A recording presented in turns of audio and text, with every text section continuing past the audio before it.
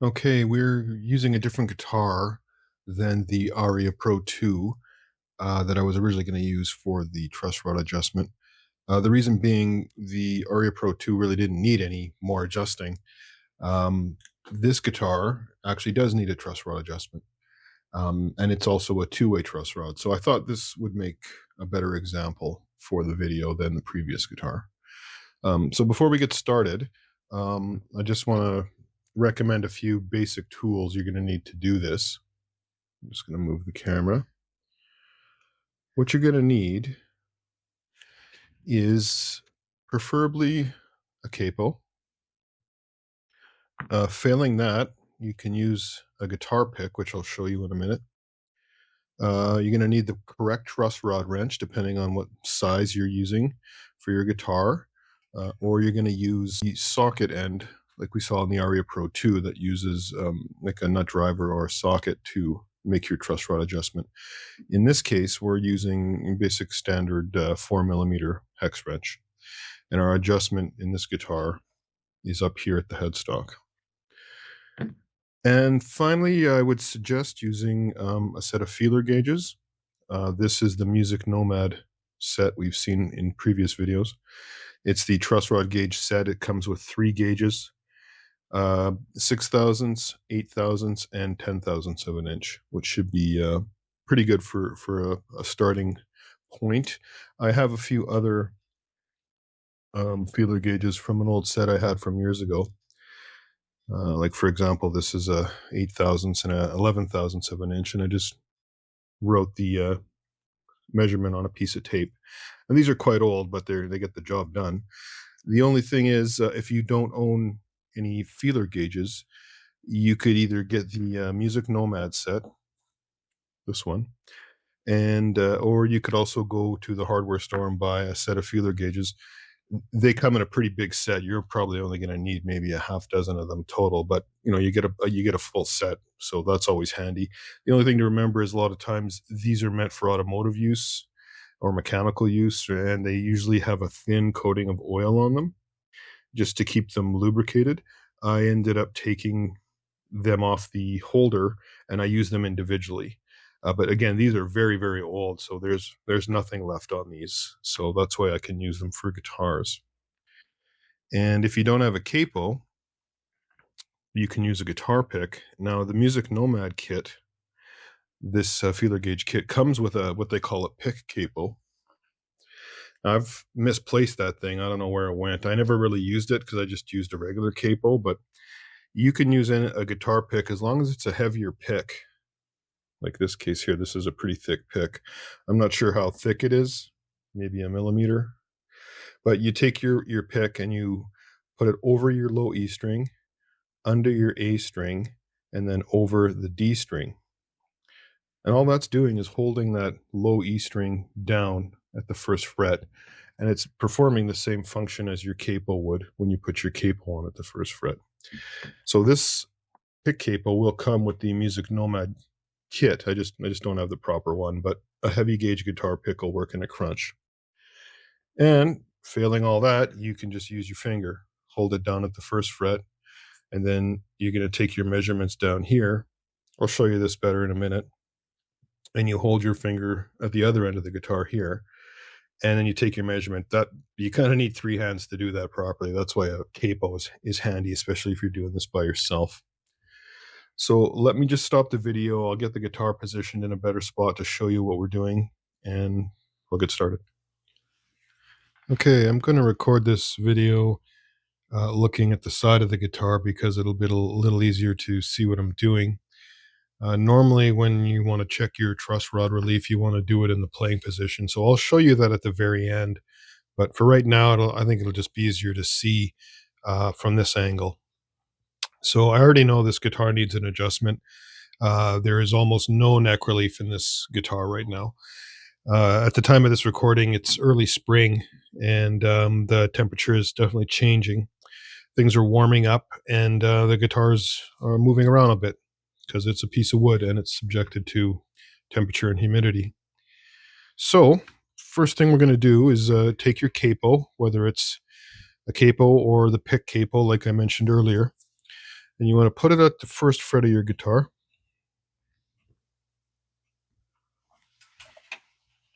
Just like that. Okay, so that's clamped down at the first fret. And we're only going to be dealing with the low E string here because it'll be a little easier to see.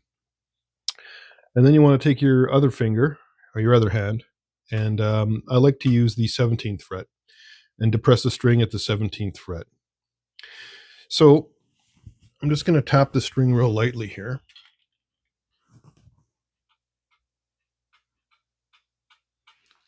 So I'm not sure if that's coming through, but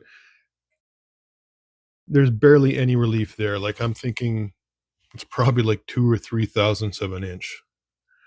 So let me just quickly measure that at the 7th fret. Yeah, this is a 2 thousandths of an inch feeler gauge, and it's just going under there. So there's about 2 or 3 thousandths of an inch relief right there. And that's, well, that's a little too, not enough. This guitar is a pretty solid guitar. You can get away with a little lower relief, but that's a personal thing. Depending on your play style and what your type of music you're playing and stuff, it's a real personal thing. But for if you're a beginner and you're learning how to do this for the first time, we're going to aim for what we would call textbook specs. So we're going to aim for around 10 thousandths to 12 thousandths of an inch at around the 7th and 8th fret. So right in this area here. So Nick, there's hardly anything going on there. So we need to induce relief into this neck by loosening the truss rod. So in this case, we're going to be turning our truss rod counterclockwise. You know what? Before I do that, let me give you a zoomed in shot of what I just did there, because it might be hard to see from this.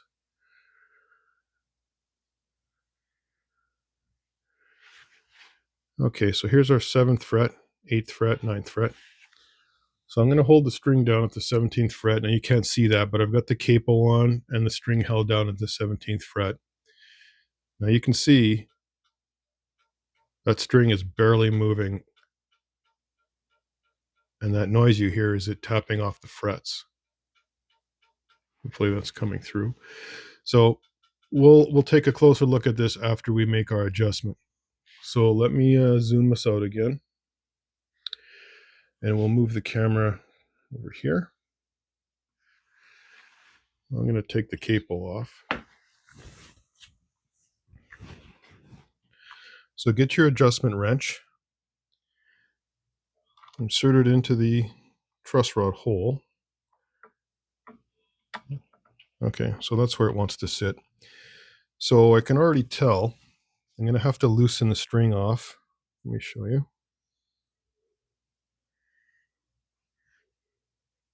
There we go. So I'm going to be turning the truss rod this direction. Okay. This out of the way.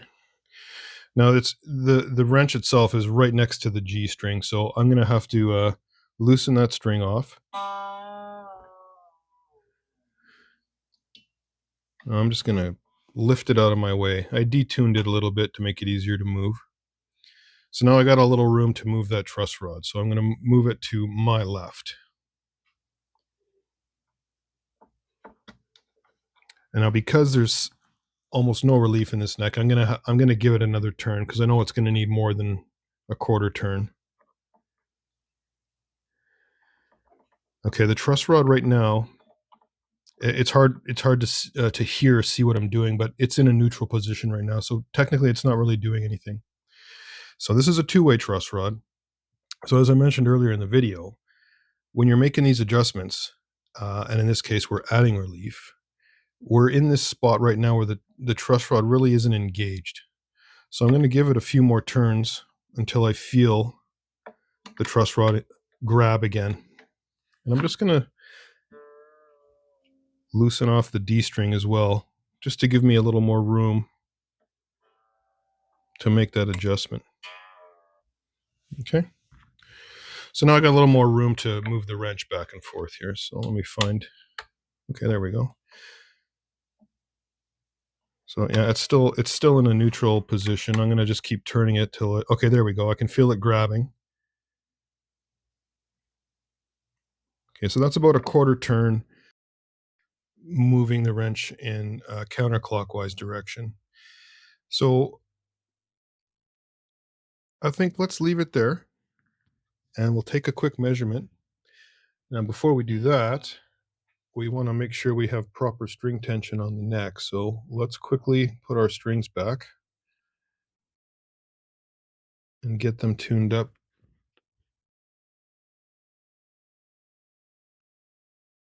I use my clip-on tuner here because we're not going for super precise measurements here.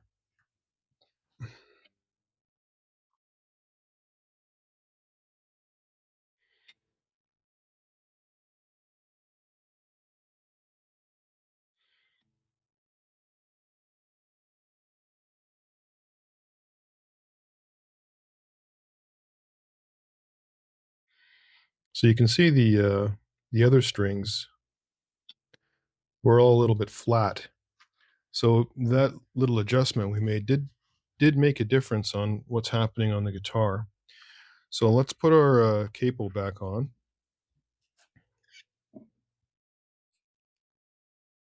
And we'll take another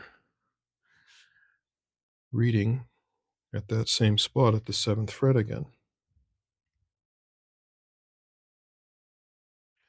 So we had about 2 to 3 thousandths before.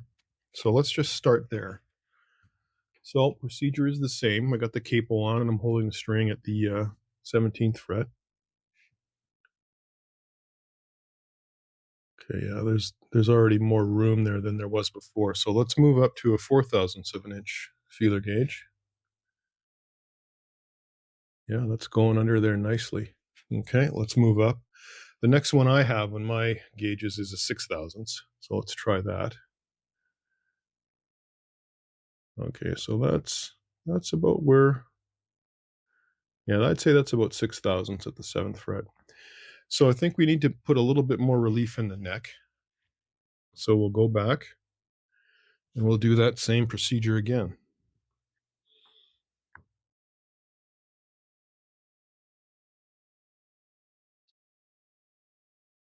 A quick trick, if you don't want to keep retuning all the time, what you can do, and I usually move the G and the D strings out of my way because they're just in the way more often than they're not.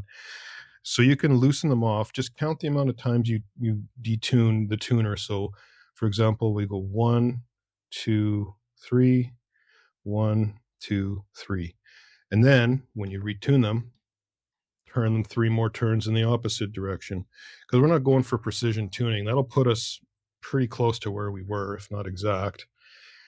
And once we're all done, we'll obviously tune it up to pitch. But making these adjustments like right now, that's just fine.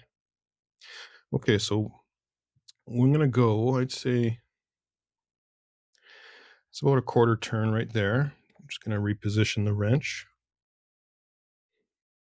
Okay, I can feel it locking into the nut and give it maybe an eighth of a turn right there. Okay, we'll put the strings back on.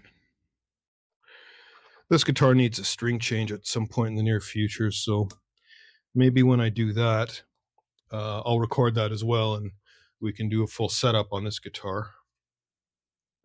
So let's move back down to the 7th fret one more time here. Just going to put the capo back on at the 1st fret again.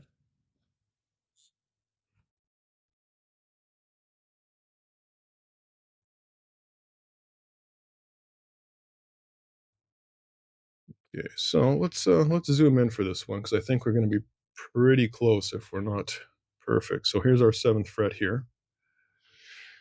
So we had 6 thousandths of an inch before. Let's try that feeler gauge again.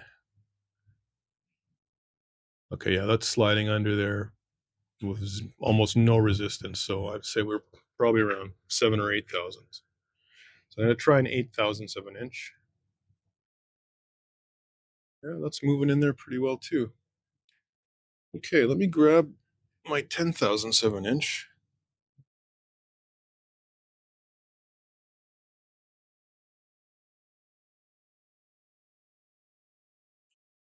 Yeah, I'd say we're about 10 thousandths right now. And here's an 11 thousandths.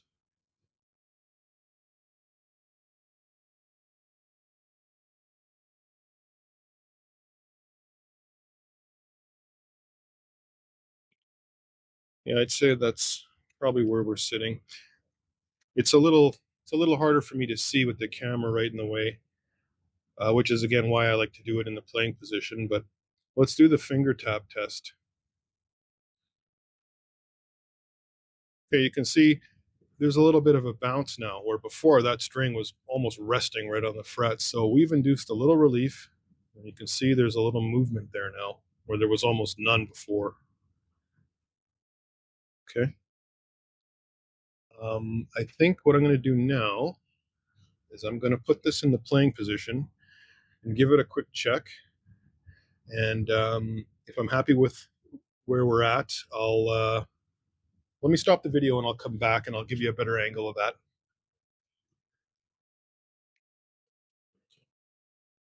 Okay, I've got the guitar in the playing position now. I did make one more adjustment to the truss rod while I was changing the position of the camera, and I just added a little bit more relief. I'd say another eighth of a turn, going in the counterclockwise direction.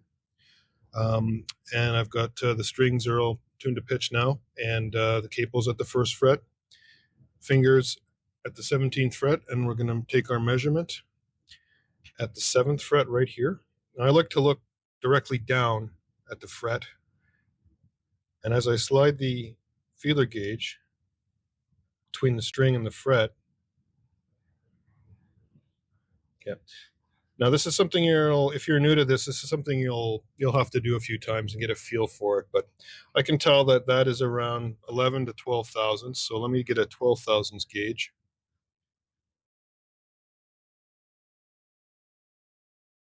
Yeah, see when I use the 12 thousandths gauge, I can see the string is moving a little bit when I slide underneath it. So that tells me it needs a slightly smaller gauge. So I'm going to go back to the 11. And as I slide that in there, there's no movement in the string. I can hear the gauge rubbing just slightly against the string and the fret. And as I pass it in there, that's like almost perfect, 11 thousandths. Now, that's something, like I said earlier, you're going to have to kind of get a feel for. Um, if you've got let me just grab a really big gauge here. Like this is a 14 thousandths. If you take the 14 thousandths, yeah, like that's moving the string. It's probably not showing up on the camera, but I can see it moving quite a lot. I can feel it and hear it as I pass the gauge underneath the string. So that's why it's good to have a nice set of gauges, especially if you're new to this. You can kind of get a feel for what exactly it is you're looking for.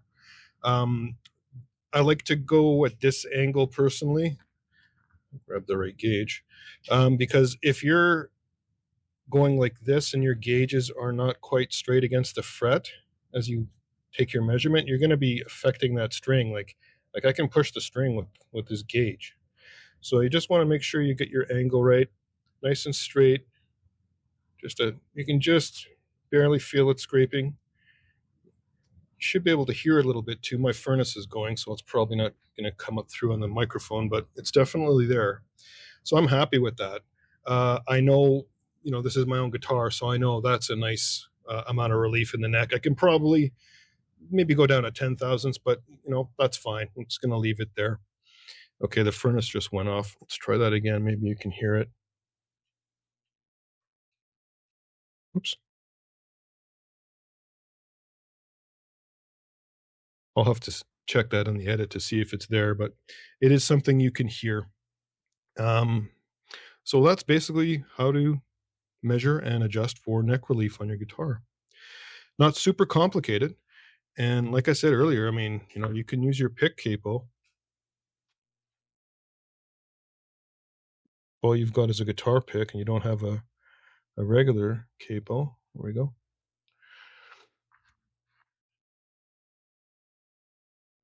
Oops, well, where am I here? Yeah, I mean, it's the same thing. It's doing the same thing. And as far as feeler gauges, some people use business cards, which is totally fine. And instead of a feeler gauge, you would use a business card. But uh, business cards do vary in thickness, so you got to make sure you got the right size of business card. And the only way to really tell that is if you have some kind of caliper, something like one of these, where you can actually measure the thickness of the business card. Um, I would say, you know what, if you've got your own guitar and you want to do your own upkeep on this, just invest in a set of feeler gauges. That is neck relief in a nutshell. Nothing too complicated. Don't be afraid of it. As far as concerns, you want to make sure you make small adjustments. In the case of this guitar, we have a two-way truss rod, so we had that kind of a dead spot in the middle where it was neutral position, I guess you would call it, where it wasn't doing anything. So just keep turning until you feel the nut engage again, and you'll feel it. Like you'll, again, it's one of those things you'll have to do a few times, but you will feel it and start to engage. Um, get it to where you think it's going to be happy, and then take your measurements again. And if you need more relief, keep adding. If you need to reduce, turn it clockwise in the other direction, take away some of that relief. As far as the recommended 10 to 12 thousandths, that's a good starting spot. If you're finding you're getting a lot of string buzz in these areas here along the fretboard, or if you have a really strong picking attack, like you have a really heavy right hand, is what they would call it, where you're doing lots of strumming, you may want to add a little more relief. You may want to add some string height, but that is a personal thing. And if you're a beginner, and this channel is sort of geared towards beginners, I would say go with the recommended settings and play it, see how it sounds. It's your guitar. It's going to be set up for you, and you want to find what works for you. So just use these numbers and techniques as a guideline. Some guys swear by an arrow straight neck with zero relief. Well, maybe you can get away with that on a great guitar that's got great fretwork, and some guys swear by 12 thousandths of relief on all their guitars. So there's really no right answer there. Use those as a starting spot and see how you feel, how that guitar feels when you play it. And I think that'll do it for neck relief.